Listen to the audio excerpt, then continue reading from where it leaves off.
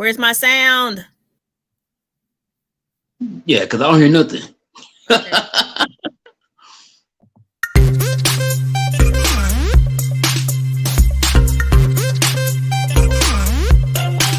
Give it up for my friend who came from Vegas. Homebound. Give it up for Homebound, everybody. Come on, let me hear the New York welcome. What's up? What's up? What's up? Panty liners is a lifesaver. You know what I'm saying? You know what? Coughing and sneezing is a different level for you when you get in your 50s. Man, I sneeze, I chewing that. God bless you. I check my panties. I'm dry. Thank you. I'm dry.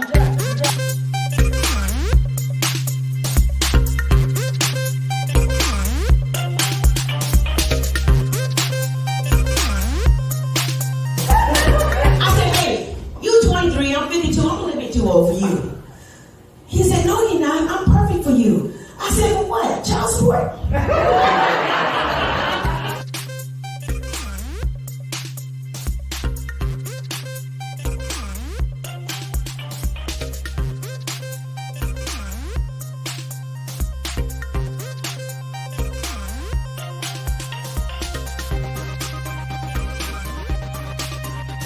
Breathe before you go down there, because I'm not going to give you too much air. You want air, you push the air in, you suck it back out, okay? That's how you get air there, okay?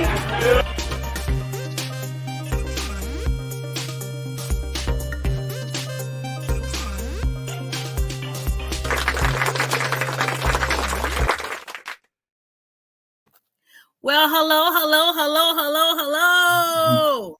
Hey, how are you? Hey, everybody. Welcome my special guest, Jeff Mayweather. Hey, Jeff. Hey, how you doing?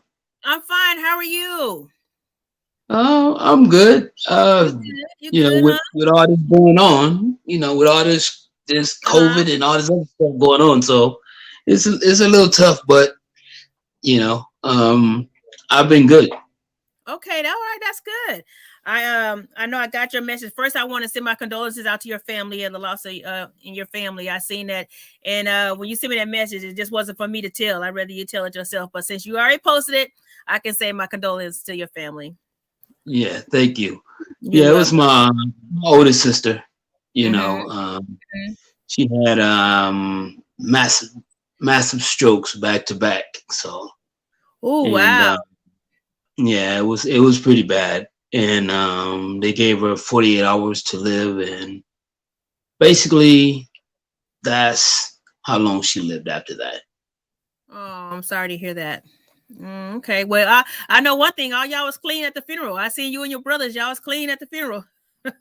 Yeah, and plus, I mean, the one thing is this: but is that what do I expect? What do I expect? I don't expect anything different from you guys. Okay.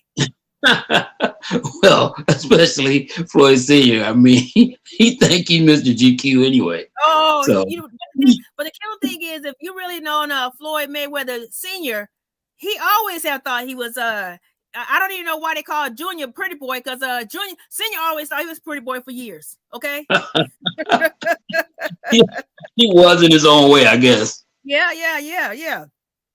I seen him. But anyway, I want to welcome my my audience to let me welcome them really quick before we get started. Okay, welcome Dot. Thank you, Dot, for jumping in. The Vegas girl. Hey, the Vegas girl. What's going on? All right, that's Dot again. All right, Dot. All right. Hey, Kathy, how you doing, Miss Kathy? Okay. Jeff, Dot says, hey, Mr. Mayweather. Okay. The Vegas girl said, hey, Mr. Mayweather. Mr. Mayweather. Dot said she's sorry for the loss in your family, Jeff. Okay. Oh, thank you. All right. Okay. So anyway, first of all, the first thing I want to do, Jeff, I really appreciate you taking out the time to join me and to help me in my endeavors and what I do in life.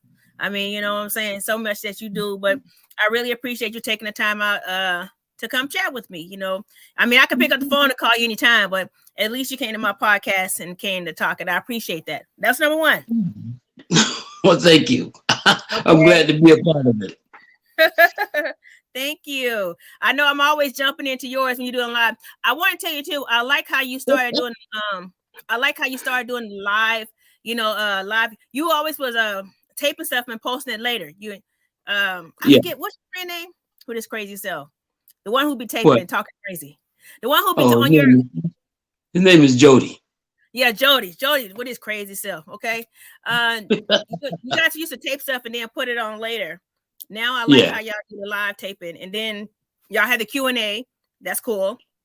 How you have the Q&A, and I want to make sure that I put your well, it's on the flyer, but I'll type it in later again to put your page on there. So anybody that's not subscribed to this page, I got a little tongue tied to this page. Please subscribe. Okay. Also to go follow the Mayweather channel. Okay. Jeff hosts that show. They have a lot of interesting things on there, so make sure you can stop by there and check that out because it's pretty cool. Okay, pretty cool. My first question for you, Jeff. You ready for me? Yeah, of course. You always sound crazy anyway, so that's why I was like, you ready for me? Okay. Now, Jeff, for the people that don't know, yes, Jeff is a personal friend of mine. I've known Jeff for a long, long time, you know, and we always been really cool. And I got deep love for Jeff. Okay, I got deep love for Jeff. So you know, I'm a little biased. You know what I'm saying? That's my boy. You know what I'm saying? You know what I'm saying? So anyway, Jeff, my first question to you is, how has the quarantine affected the way that you conduct your training program with your boxers? Well, of course, it's hampered it a little bit, and I've even had a few of my fighters have actually had COVID. Oh, and and once somebody that I train gets COVID, everybody has to go home to quarantine. I don't care if you don't have it or not. I mean, it's just the right thing to do. So that's probably one of the hardest things is dealing with, you know, basically this COVID, because it just seems to be taking over. And I mean, I think I had COVID once. That's what it said, but I never had not one symptom at all. You know, and so they say some people can get it without any symptoms. You know what I'm saying? Yeah. They say they're asymptomatic. And basically, I mean, I guess that's what I was, and I know that I don't really know, because I know when they had the COVID out there, they was basically giving everybody COVID, even if you didn't really have it. That's why they said you had COVID. Yeah, I mean, almost anything, because I mean, don't get me wrong, I went to the doctor after the first time I went to Texas Station, where you can just drive in and they would give you your COVID test, you know, sticking that thing up your nose. And so I went there. That's what the first one I had. When you told me that, that's what I went to. Yeah. So I went there and they said I had COVID. And you didn't tell me that. Okay. I went to the doctor 2 days later, and they said I didn't. So I don't know if I had it or not, to be honest. And every time since then, I've been blessed and I've been fortunate enough to, you know, pass the COVID test, you know, and be, you know, and became negative all the rest of the times I've been tested. I've been tested probably about 15 times. Oh wow! So you feel like you walking around? You feel like you walking around with your finger in your nose, huh? Yeah, because I mean, I have to. Yeah, I mean, because it's mandatory for me. It's mandatory for me. Not only is it just mandatory, I think it's the right thing to do when I'm working around other people, and I could affect them, or you know, or they can affect me. So I mean, I try my best to just do what's right. And you're located in Las Vegas, right? Yes. Okay. And you still working at the gym too, right? What's the name of the gym? I'm actually at a different gym. I used to work at my nephew's gym. Okay. Of And course, everyone knows about that. Who's your nephew? Um, Which nephew? I know you can ready to say which nephew. I can't remember. No, it's Floyd Mayweather, of course. Okay. But Right. yeah, I used to work at his gym. Mm-hmm. But I decided to just branch off, and I have so many young fighters, and the gym closed. The gym closed a little early, so I had my fighters come to a whole different gym. It's a little further out. It's a little further out, but that way, I mean, I can do, what I need to do in terms of, time wise. So when you had them come further out, did you start being more on a one-on-one training thing instead of having several that you're doing at a time then, since you was doing the quarantine stuff? Well, I mean, actually what I do is, because at any given time I can have as many as 10 people that I'm training.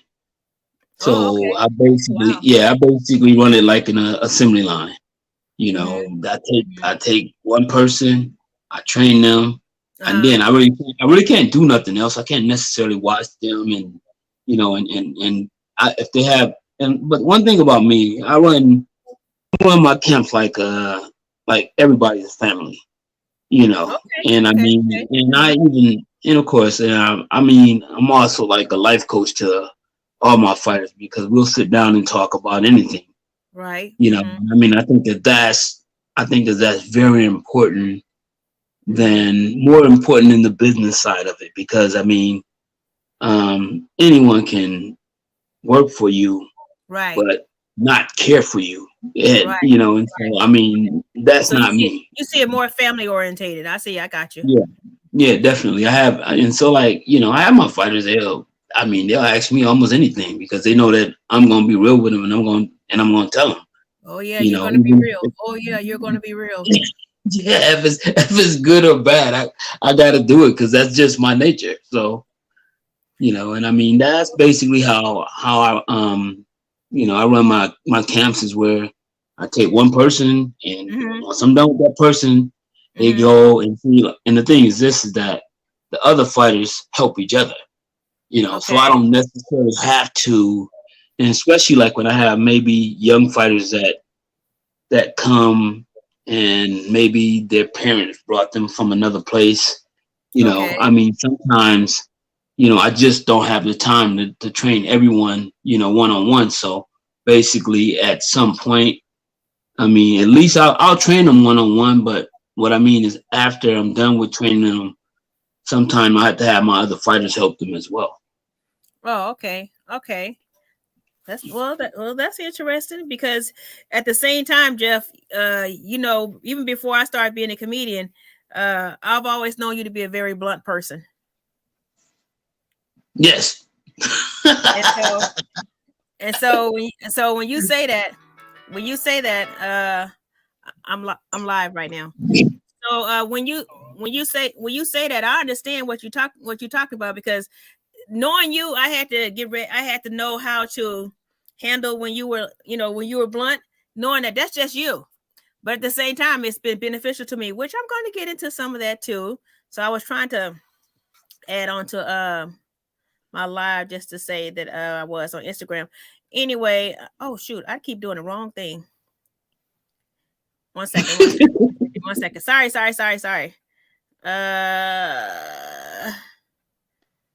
Oh, okay. Anyway, so my next question that I have for you, I know a lot of people have come to you for different aspects when it comes to boxing. How do you determine who you pick that you handle, that you'll represent as far as training? How do you determine that? Besides the money, how do you determine that? Well, I mean, I'm the type of person that I'll train almost anyone. Mm-hmm. The only time I I have problems is if I'm sometime a person with experience is probably sometimes the worst because they already think they know everything. That's true, You know, huh? so Yeah. basically, but no, I get along. I pretty much get along with everyone. I mean, Mm-hmm. and basically, but if I have someone that thinks they know everything, why are you even here? Why don't go find somebody else? I don't have time. Okay. You know, Okay. I don't have no time for it. So basically, that's the only way that I wouldn't train someone. I mean, other than that, I train anyone. Okay, okay, that's good. I mean, that's I found you to be very open when it comes to advice on something and everything else. So when you say that basically you'll almost train anyone, that's good. But at the same time, I know you. You have no qualms about walking away if they're not listening. That's right. Well, I mean, if you hiring me to do something that I know that I'm good at, I mean, I've been involved with at least 8 world champions. So, and I mean, basically, there's a whole lot of trainers that ain't never made a world champion at all. So, I mean, my pedigree and my resume speaks for itself. Right, that's And true. so I mean, and so basically, not to be on a high horse or anything like that, but it's this: if you know more than me, And why you even coming to why, me? yeah, why are you even here? Uh-huh. That's basically it in a nutshell. Because I mean, I'm not one of those people that think that I'm better or that I have more knowledge or anything. It's just that I mean, respect what I've done. Mm-hmm. That's it. Mm-hmm. Oh, okay, that's wonderful. Okay. I know some of these answers, but I just want you to explain it. Okay, so Jeff, I know you've when I'd have been over to your house and tried on your belt, the belt dang near wore me down. You know what I'm saying? So, but it was nice to put it. It was nice to put it on. You know what I'm saying? Nice to put it on. But anyway, Why did you stop boxing? Why did you give up boxing? When I won't say give up boxing because you still training. So to me, that's still an aspect of boxing. So, but why did you stop Um, boxing yourself? well, I retired from boxing, Mm-hmm. actually pretty young. I mean, because Okay. me myself, I had already made up my mind. I mean, I graduated from college before I even boxed. I mean, professionally, I did Oh, box amateur. okay. Yeah, and Okay. so that gave me kind of that kind of gave me another direction to go if I needed it. And Okay. so basically, I said to myself that because most people don't really realize or don't know is that I never ever cared about boxing at all. I do. I know. But I know that. I know that. But I wanted you to say that. yeah, and basically, I follow my brother Roger. I Mm-hmm. mean, actually, to this day and to the day he left, because that's the reason why I'm here. Is Mm-hmm. because when I graduated from college, he was the first person to call me, and he said, "You want to come to Vegas?" Uh I huh. said, "Yeah." He said, "You ready to turn pro?" I said, "No." But when I came here, he had already had a manager set up. Mm-hmm. He gave me one of his cars, and it had and then had the manager already pay for me a place to live. Oh wow. So Okay. so it was kind of like I'm here, but I'm not visiting. It's Right. it's gonna be my home, But I mean, me and Roger was so close So growing close. up. I mean, yeah, Right. and so basically, it's almost like sometimes they say that a person can't really choose what you want to do, Mm-hmm. but in a way, he kind of did because I like being around him so much that Mm-hmm. I was trying my best to prove to him more than proving to myself. that I can And do exactly you were what he shy though. does. You were Yeah. shy. You remember do you remember the first time I met you? I met you the first time with Roger. Oh Roger was yeah, Roger was saying something, but you were standing back being shy. You didn't say two words to me. You know what I'm saying? But Roger was, trying to get his Mac on. yeah. That's how I first. That's So, how I first met you guys. yeah, sound like him. Well, that was But years ago. yeah, I'm 57. I was in my 20s then. yeah, Hmm. long time ago. Y'all must have been Yeah, at Uptown. Uptown. We were. We was at Uptown. We sure was. Uh-huh. We was at Yeah, Uptown. I Hmm. remember that because I used to go there all the time. Yeah, we was at Uptown. There's some crazy stuff used to happen up there.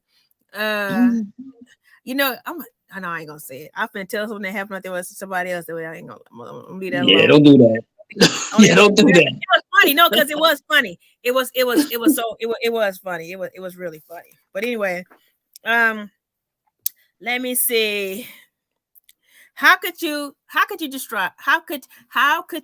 describe Oval comedian in your words? Um, I think you're a lot like me when it Oh, comes to I think a lunch. person pissing you off. I Mm-hmm. think that you'll let them know and Uh-huh. put your foot down. Mm-hmm. But I also think that you have a great heart Mm-hmm. and and you're kind of passive in a Mm-hmm. sense. But most importantly, I mean, you're a lot like me also. I mean, people always tell me that I should be a comedian. But I was getting to that. That's one of my questions on here because I used to yeah, always but tease you about that.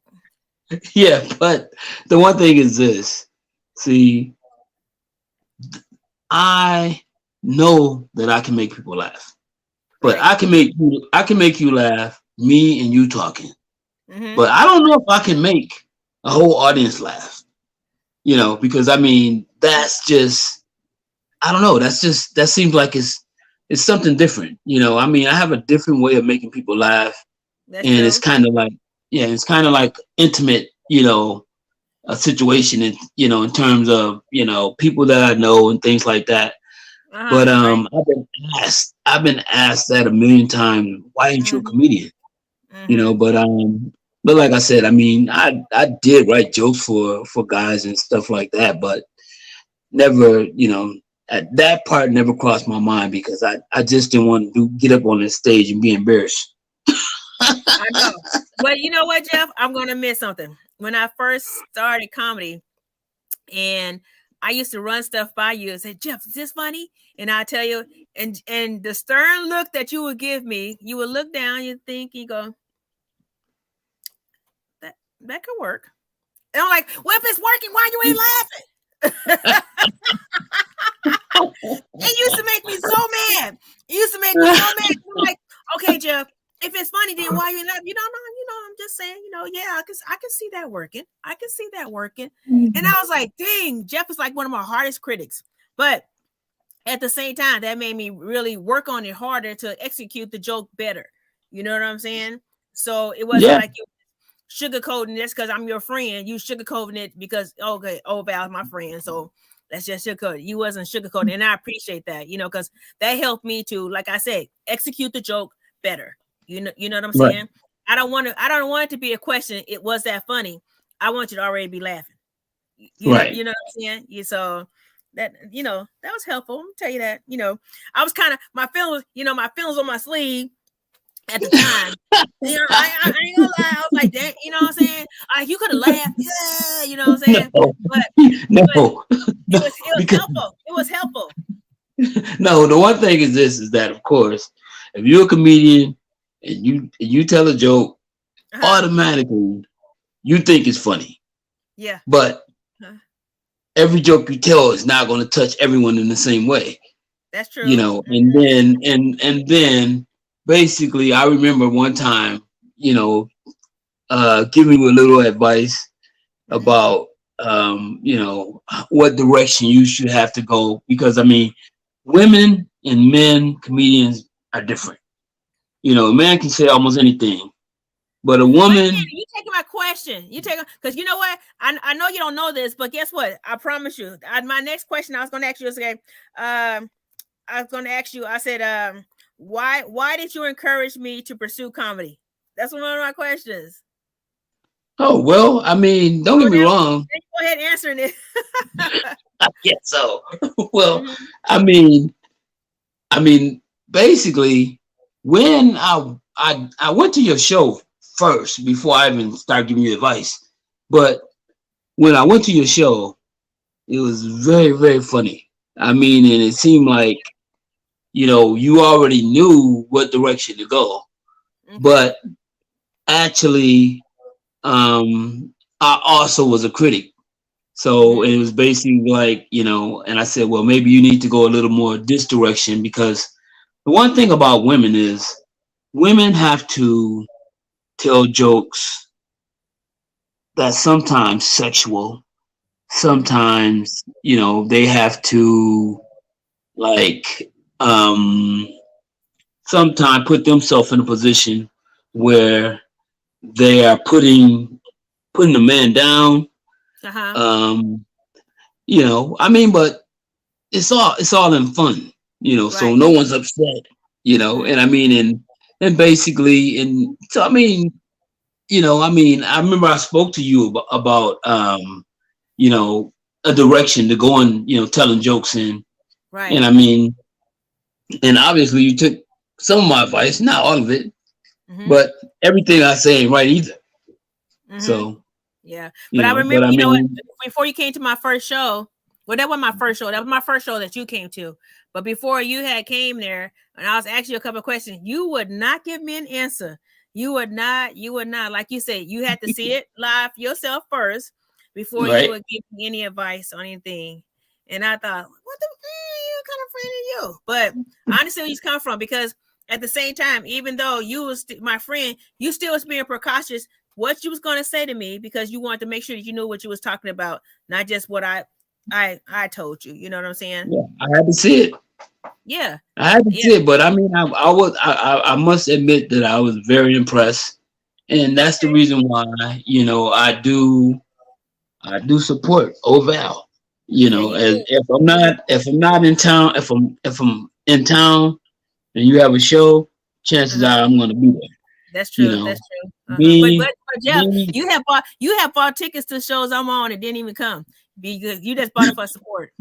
You have. I'm admit it. I'm gonna admit that. I admit the first show I ever put on, that show, I made money. I made money in my first show ever, comedy show ever putting on, and much of that was really thanks to you because you really sold a lot. And I really appreciated that because I said I would never do that again, and I end up just now a couple months ago doing it again. Because I end up putting a show on and doing everything myself.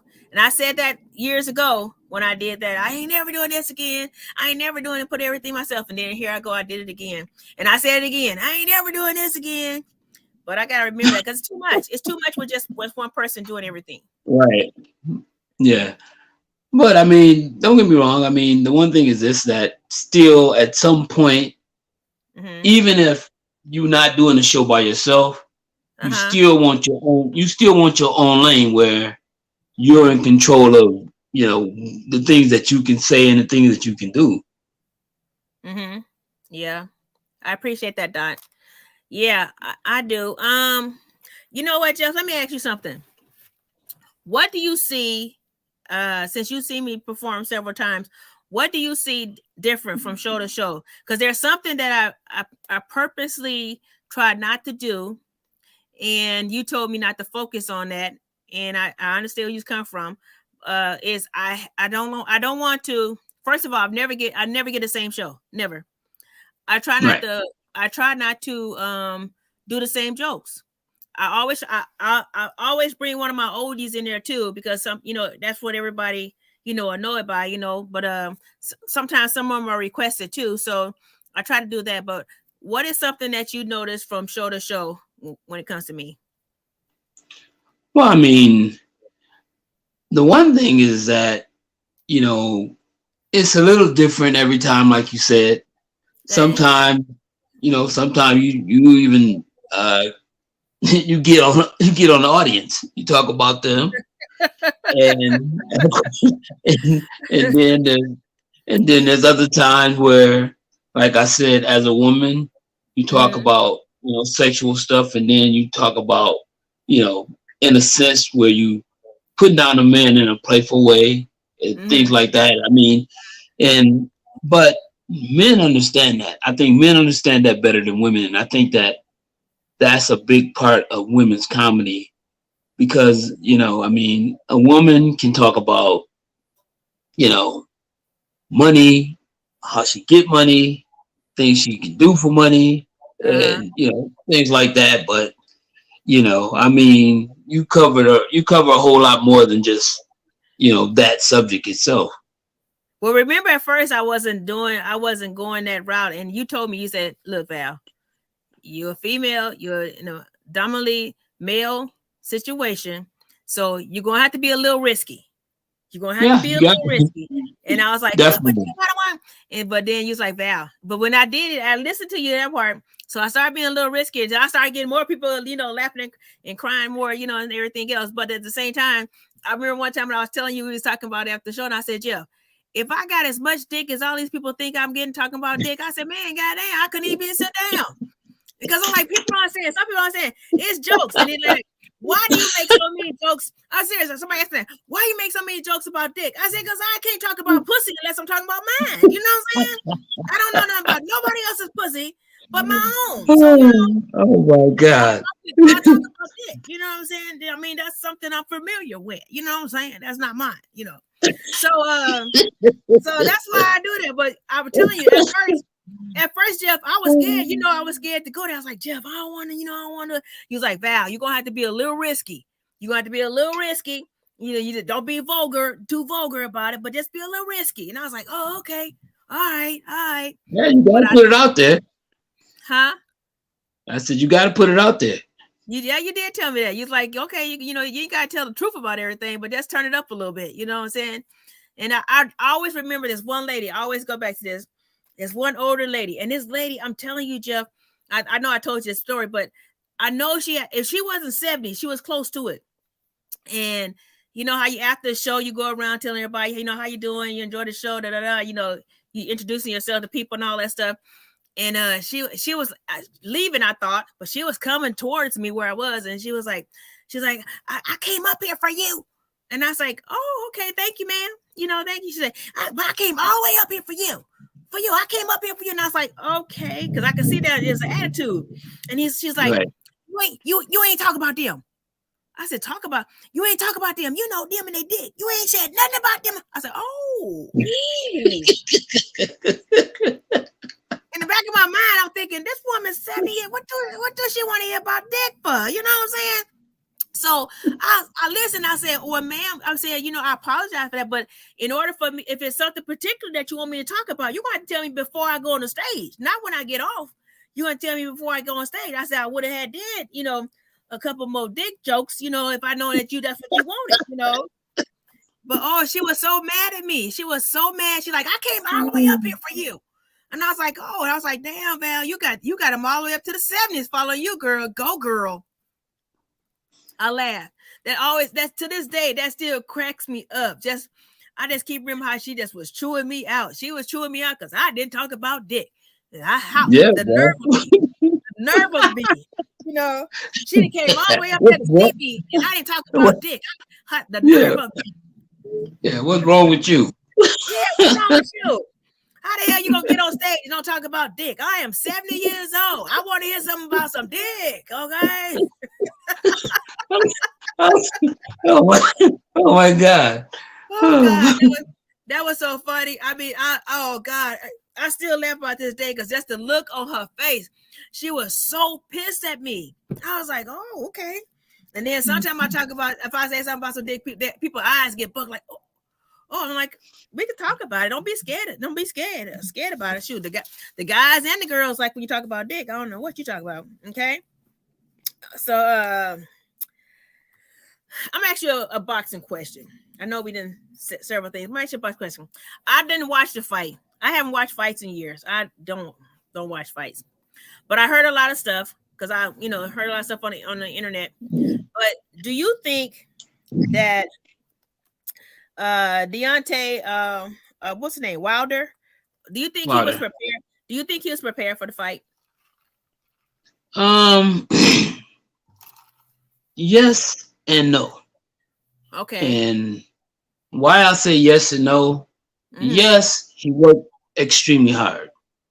Okay. But was he prepared mentally? I don't think so. And I'm not saying that because, don't get me wrong, I mean, he basically came out of an extremely, extremely tough fight, and he got destroyed in that second fight. And basically, and he got rid of his old coach. He got a whole new team and everything. And not saying that that's bad or anything, but what ended up happening was everybody was coming up with their own ideas of why he needs to do something else. But at the same time, I think that he hurt himself more than anything, because I think that he should have basically took another fight before he took this fight, because he was working on all these. How important is your team? How important is your team? Oh, don't get me wrong. Your team is very important. Okay. But I mean, but at the same time, sometimes your team can miss something. And I mean, the one thing that was missing in that fight was defense. He had zero defense at all. He had no defense. But what I'm saying is this: they was working on a whole bunch of different stuff that he didn't do before, and it looked great. But it looked great on YouTube. It looks great on YouTube, but it doesn't matter because you hitting pads, and plus your sparring partners, you're paying them, so they're not really going hard at you, and they're just going to take it. But if he would have took a real fight and then worked on that and gave himself a chance to actually do all those things that they were showing him do on YouTube, get a chance to actually work on it and practice and say, oh yeah, this works for me.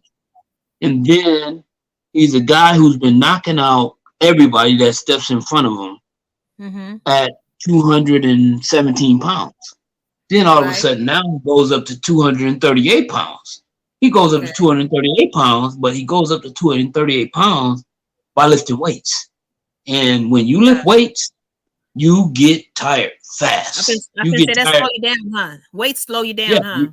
Yeah. And basically, so in that sense, whoever came up with that idea it wasn't beneficial for him, because he was dead tired almost the whole entire fight. That's what I heard. I mean, like I said, I didn't watch the fight, but that's what I heard. I heard that he was tired. Shoot, second round, he was tired. That he showed he was tired. Yeah, he was dead tired. And I just think that if, I mean, he would have took a fight, and it didn't have to be no tough guy or anything like that, but he needed his swag back, where he's knocking people out and he can feel good about himself going in the fight. And the thing, and most importantly though, is to practice all that stuff you did on YouTube, showing everybody, and instead of fooling everybody, thinking that, because everybody knows this, and this is just how life works. Basically, when things get hot, when it gets real hot in there, you revert back to what you know. I don't care about all this new stuff that you supposedly learn, because that's going out the window, and basically, and that's what ended up happening. After the third round, he went back to the old Deontay Wilder that he was, and basically, and it hurt him. It hurt him really bad. And it hurt him because the one thing is that Tyson Fury is a great defensive fighter. And basically, he started making him miss, and he was throwing really, really big shots. And so when you throwing big punches and you're missing, but when you throwing big punches and you miss, all you're doing is throwing away energy. Right, that's what I'm saying. You're tiring them out. Yeah, and that's basically what he did. He was so tired. I mean, I've never seen nobody fight. I mean, he was extremely courageous in Uh-huh. what he done, and Yeah. basically to I take my hat off to him. I mean, I love Deontay Wilder. I mean, he's Mhm. one of my favorite fighters, and I really wanted to see him win. But at the Right. same time, I didn't think he was going to win because to me, I just thought that he's going in there first of all with some putting all his weight on something that, and like I said, he lift weights to do it, so that already hurt him. And then basically, he kind of did the same thing he did in the second fight. I mean, he stayed too close to Tyson Fury, and Tyson Fury once again start, putting that weight on him and making him fight to get up. And so I Mhm. mean, basically, I mean, he didn't really learn nothing. I Right. mean, it's just that if he would have tried the other stuff in a real fight, Mhm. I mean, basically he could say to himself that, oh yeah, we can use this and we can Mhm. get rid of this, or because it might not work for you. It might Right. not work for you, yeah, and if it don't work for you, then you don't need it. Right. But you're going into a new fight. You're going into a fight with a guy that just, I mean, beat you really bad, Mhm. you know. And I Mhm. mean, with the only thing that you did different was throw a jab to the body. And after that, after 3 rounds of that, Who I mean, didn't it was pick the that up? same. Right. Yeah, but it was the same fight. Mhm. But I mean, I take my hat off to him because he fought so courageous. I mean, because like I said, he was like he was I mean, just walking like a dead man.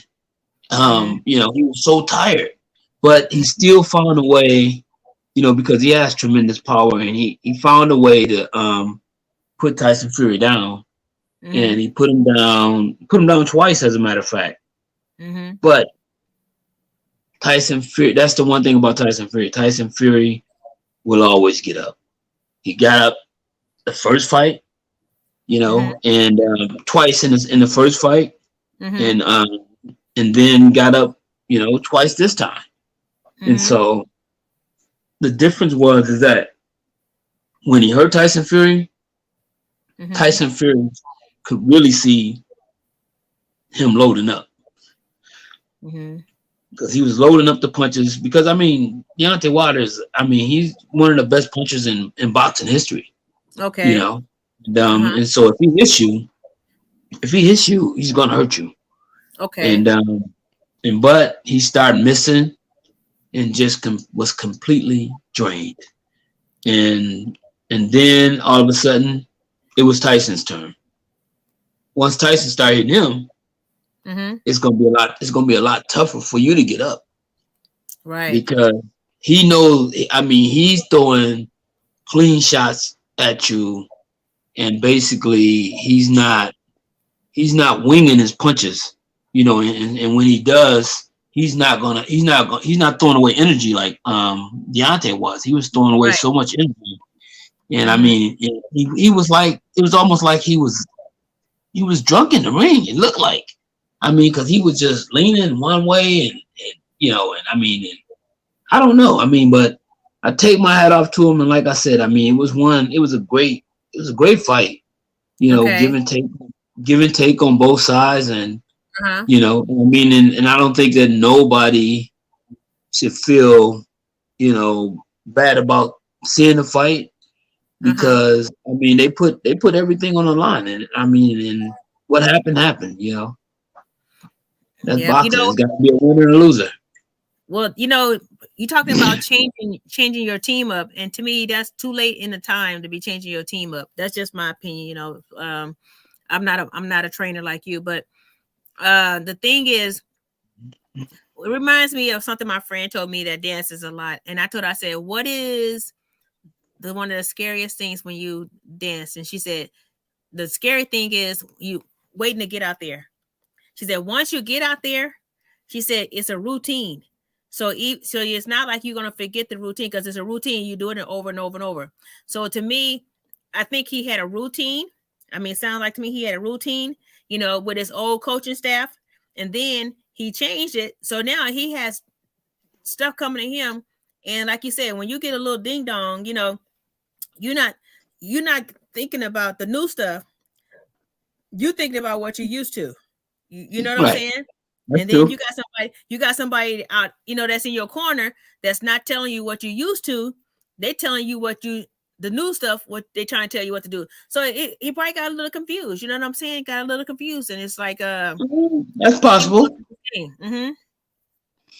Yeah. So I mean, yeah, I mean, it was brutal to watch because I mean, it was just like he was just like a ticking time bomb, just basically waiting to get nailed.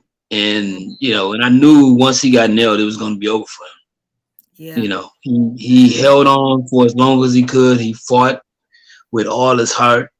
And basically, it still wasn't enough. And that's I seen him before the fight. I seen him talking a lot of smack on the internet. I seen a lot of, which most fighters do. I mean, what fighter don't talk smack? They both did. Yeah, they both did. They both did a lot of talking.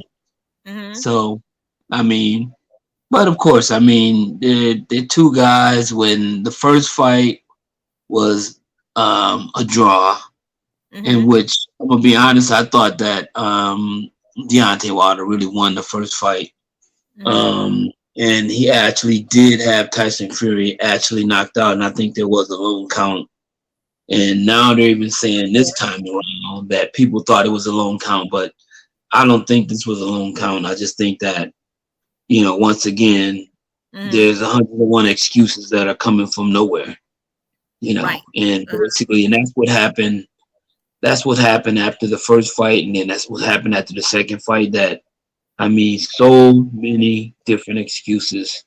When at some point, you just gotta accept it. You just gotta accept what happened, And I mean, I think that this time around, this should be the last fight, and both guys should have walked out because they put everything on the line. And I think that. You mean the last time for those two to fight each other? You mean that's what you're saying? I mean, yeah, well, because I mean, I don't think that they're gonna ever fight again. I don't think so because I mean, that's why when you have a trilogy, basically you have a guy that usually beat a guy, and then the other guy, if he other guy that's supposed to win didn't win, now he wins. Okay, now basically the last fight is just to say, okay, who won two fights and the other one, so that's basically it. And I mean, and basically, he lost two fights in a row back to back. So, I mean, there's no need for them to fight again. I mean, it's a great fight; it can happen again. But I mean, usually when two guys fight each other three times, they don't fight each other again. Yeah, that's true.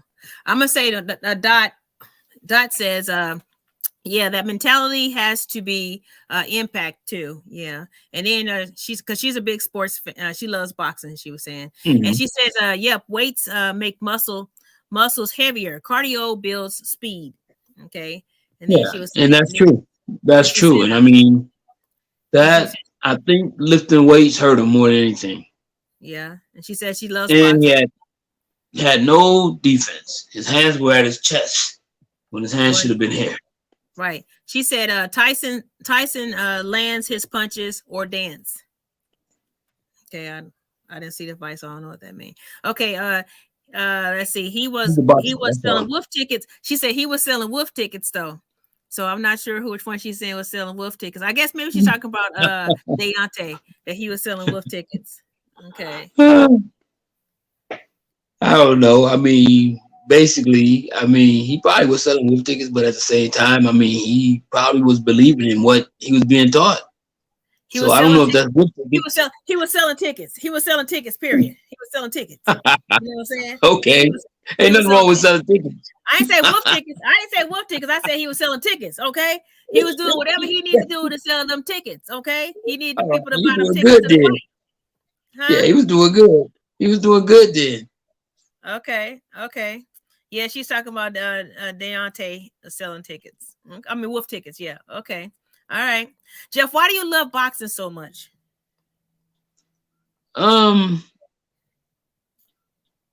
Well, when I was a boxer, Mm-hmm.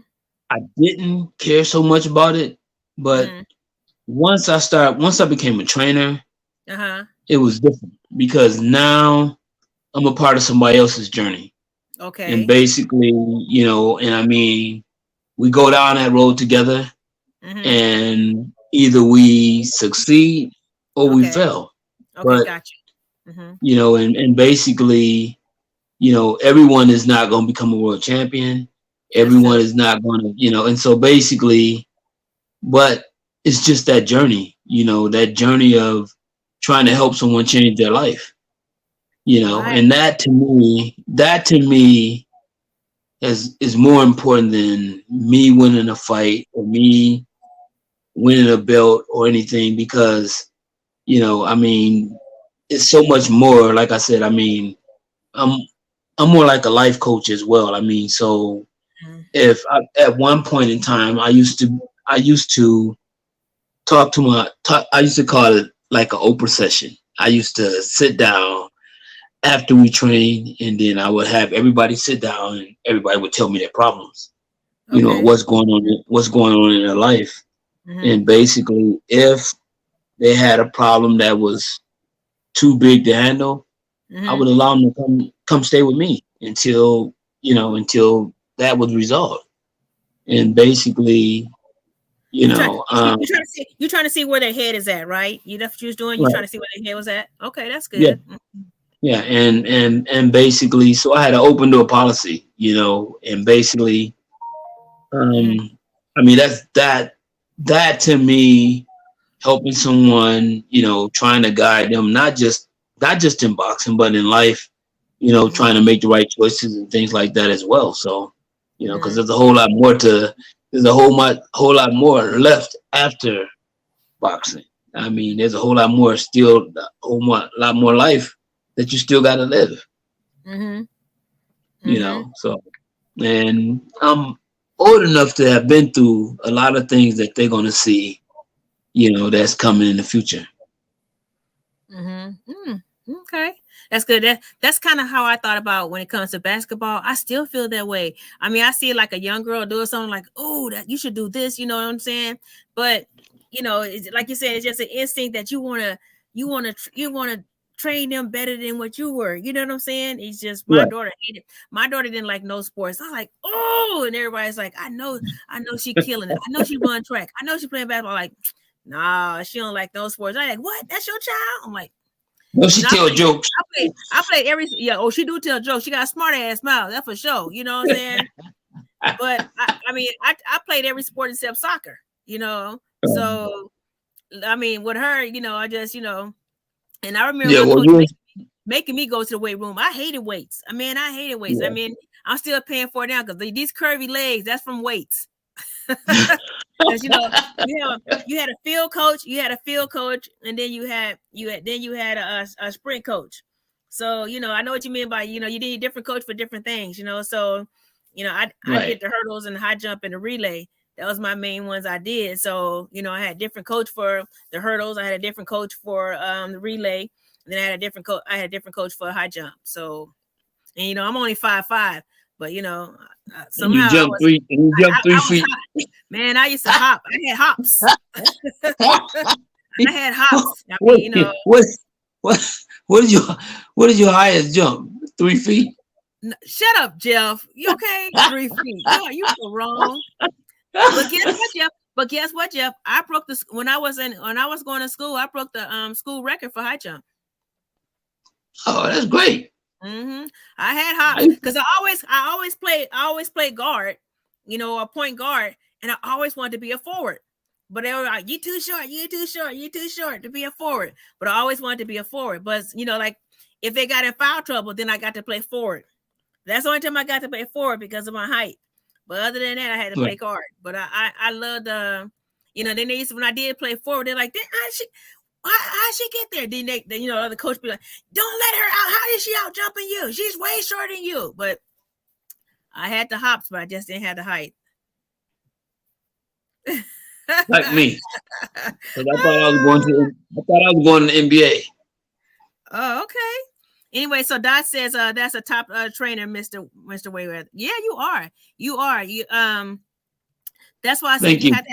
you have to have love for it. That's why I think that you do it. You know, you've been doing it for so long because you have love for it. I know I always tease you. I was like, okay, Jeff, train me to lose some weight. And you like, do this. I'm like, I ain't finna do that. Like, okay, rule number 1, you don't listen, Val. And I was like, okay, well, fine. Okay, that's fine. That's fine. Any last perspectives that you want to say pertaining to me and you?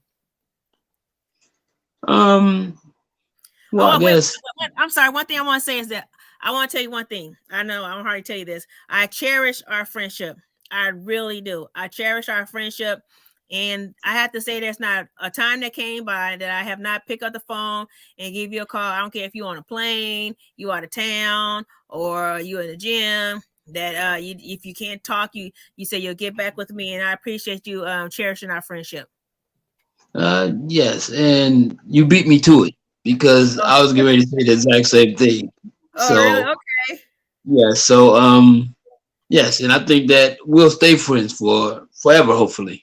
That's what I said. I told somebody else, I said, Jeff is my life friend. They say, well, you don't know all your life. I said, no, I haven't known them all my life, but it's like a life friend. It's like sometimes you meet people and you feel like you've known them all your life. And then sometimes, you know, I can't say we ever got met. You know what, Jeff, all the years we've known each other, I can't never think of that. I can't never think of us bumping heads. I mean, because you had a personality and I had a personality. You express yourself how you feel about something. I express myself and we move on. Ain't nobody got no grudge. Ain't nobody. I ain't talking to you and none of that. Ain't none of that. I ain't never cussed you out. I done cussed plenty of motherfuckers out, but I ain't never cussed you out. You ain't never cussed me out. I ain't never stopped speaking to you. You ain't never stopped speaking to me. So yeah, you cuss like a sailor. Say what? I said you cuss like a sailor. I said you cuss like a sailor. But yeah, you know what? It's so funny because I used to wouldn't cuss. I wouldn't cuss at all. Okay. And then when I told you, I said I wanted to get into the comedy more. And then people was like, and I was writing the jokes and I like to, they was funnier to me when I cuss. And then when I did cuss, people was looking at me like, so I was like, be myself. And then you told me to be risky. So risky to me is cursing. Risky to somebody else may be talking about dick. But I find more comfortable cussing than I do talking about dick. But then sometimes I could just do both. You know what I'm saying? True. True. No, I just wish you continued success. Thank you. And you know, I mean, and hopefully, I don't know why. I'm hoping that you blow up. Thank you. I really appreciate that. I feel like at the pace that I'm going, like just change jobs in different directions. I didn't see it best for me at the time, but then later on I seen it really was best for me. You know, and I feel that when it comes to life, as long as, can you check that for me, make sure it's not water. And then when it comes to life, I feel like happiness is more important than anything. So I'm happier now with my life, and I know you just spent a couple of nights, you know, listening to me cry on your shoulder about some things, but you know, like you said, hey, you'll make it, you'll get through it, and I did.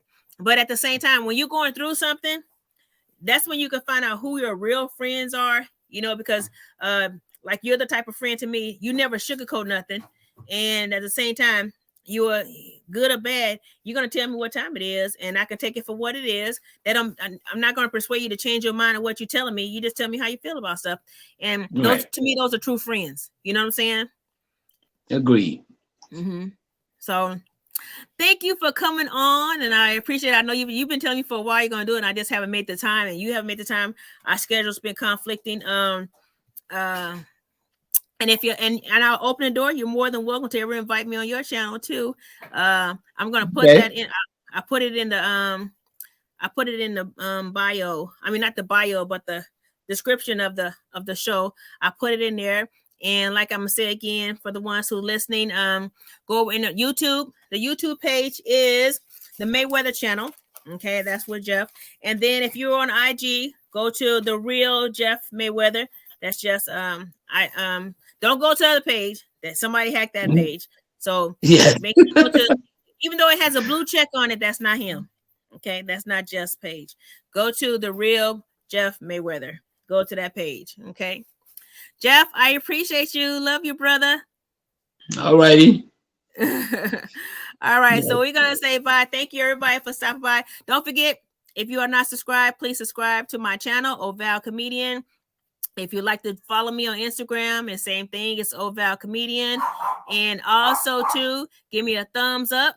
And thanks for hanging in there with us and watching it. And we're going to say we out of here. All right, Jeff. Bye, Jeff. Bye.